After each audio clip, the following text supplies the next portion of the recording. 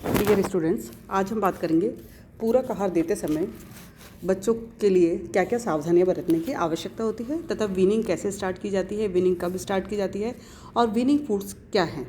तो सबसे पहले हम बात करते हैं कि जो शिशु को पूरक आहार दिया जाता है, वैसे तो 6 महीने तक माँ का दूध जो है वो सफिशिएंट होता है बच्चे के लिए, लेकिन जैसे जैसे उसकी वृद्धि और विकास होता है वैसे वैसे माता का दूध जो है वो काफ़ी कम होता है और बच्चे की वृद्धि विकास के लिए उसकी आवश्यकता की पूर्ति नहीं करता।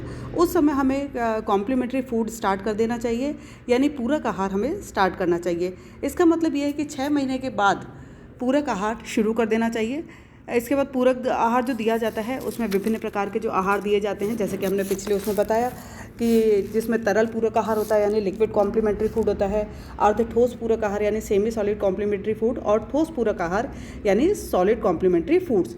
तो लिक्विड कॉम्प्लीमेंट्री फूड्स जो होते हैं यानी तरल पूरक आहार जो हैं, जिसके अंतर्गत जो दूध है, इसके अलावा गाय का दूध है, भैंस का दूध है, इसको डाइल्यूट करके और फार्मूला तैयार करके दिया जाता है। इसके अलावा दाल का पानी वगैरह दिया जाता है और साथ ही जल जो है दिया जाता है। इसके अलावा कॉड लिवर ऑयल दिया जाता है, ताज़े फलों का जो रस है वो दिया जाता है, सब्जियों और दालों का सूप दिया जाता है।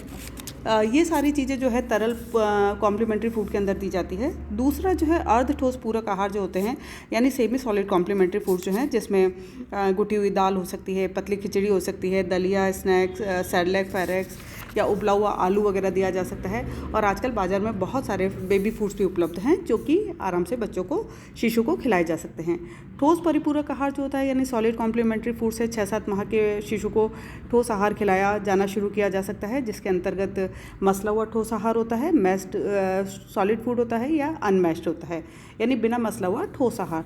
उसके अंदर भी हम दाल चावल मसल कर, दाल में दूध अथवा रोटी मसल कर और फलों को आग पर पकाकर थोड़ा सा मसल कर दूध में केला मिलाकर इस तरह से आहार दिया जा सकता है।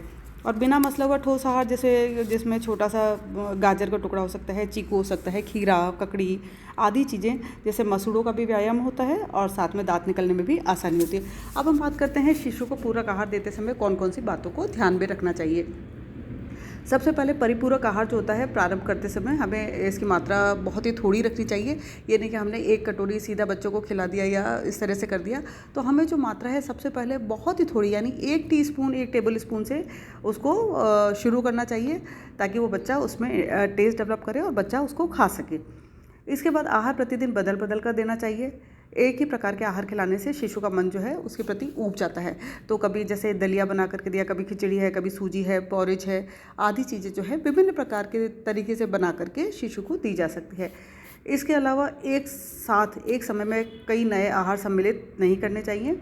बच्चा जब एक प्रकार के खाने के प्रति आश्वस्त हो जाए तभी और रुचिपूर्वक खाने लगे तब दूसरा नया आहार भी प्रारंभ कर देना चाहिए। इसके अलावा अगर जब बच्चा भूखा हो तभी नया आहार खिलाना चाहिए, अन्यथा वो उसे नहीं खा पाएगा। और इसके अलावा जो है ये भी ध्यान रखना चाहिए कि आहार के प्रति अरुचि दिखाए या उसको अच्छा नहीं लगे तो कुछ समय के लिए उसको बंद कर दें और वापस से एक बार पौष्टिकता और उपयोगिता को ध्यान में रखते हुए उस चीज़ को वापस से शुरू करें, ताकि बच्चा थोड़ा सा टेस्ट डेवलप कर ले।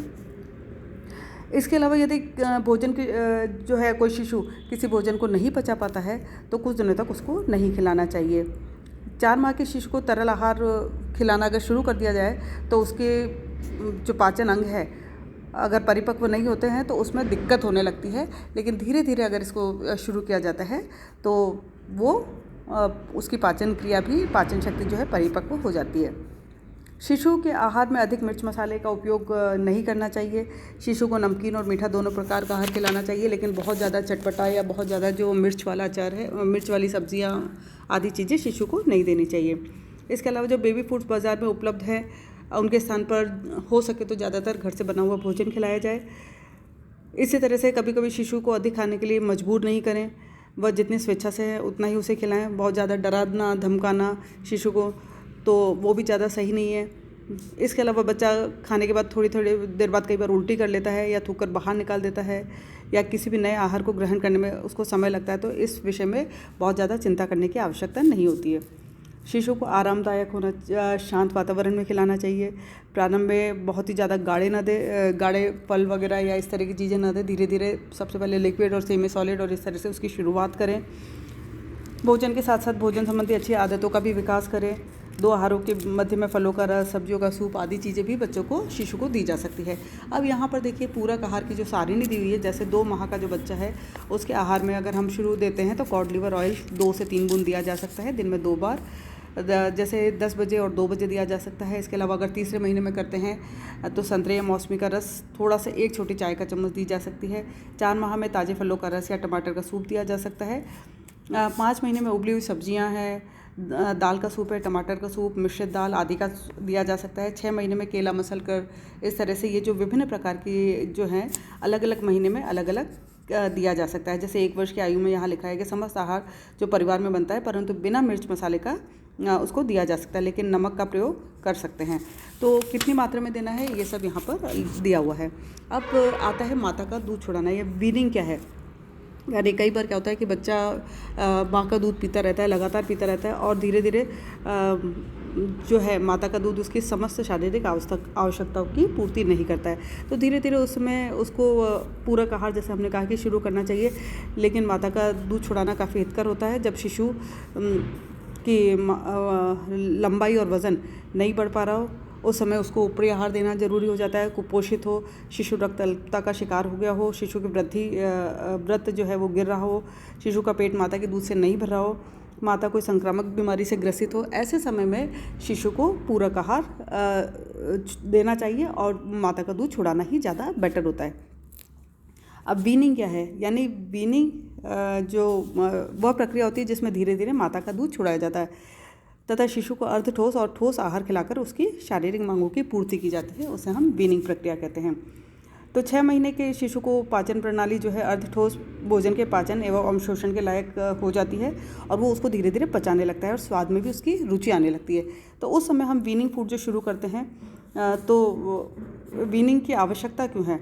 वीनिंग की आवश्यकता इसलिए होती है क्योंकि माता का दूध जैसे हमने कहा कि सफिशिएंट नहीं होता है उसके ग्रोथ एंड डेवलपमेंट के हिसाब से, तो हमें ये स्तनपान छुड़ाने की आवश्यकता इस कारण से होती है।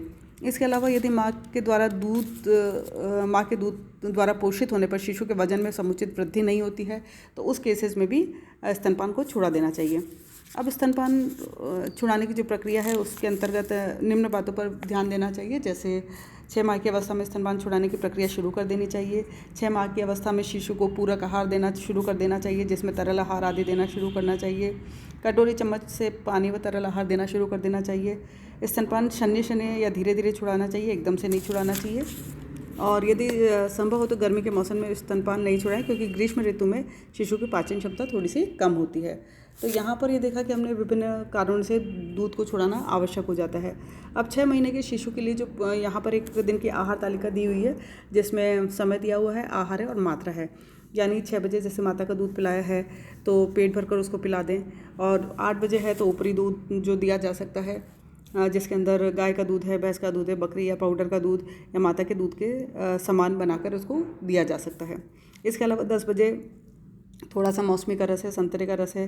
12 बजे दूध सहित दलिया है, थोड़ा सा पतला दलिया है या मूंग की घुटी हुई दाल है। इस तरह से पूरे दिन का यहाँ पर तालिका दी हुई है, जिसमें पका हुआ केला दूध में मसल कर दिया जा सकता है, अंडे का पीला भाग दे सकते हैं, टमाटर सूप है, सूजी की खीर है।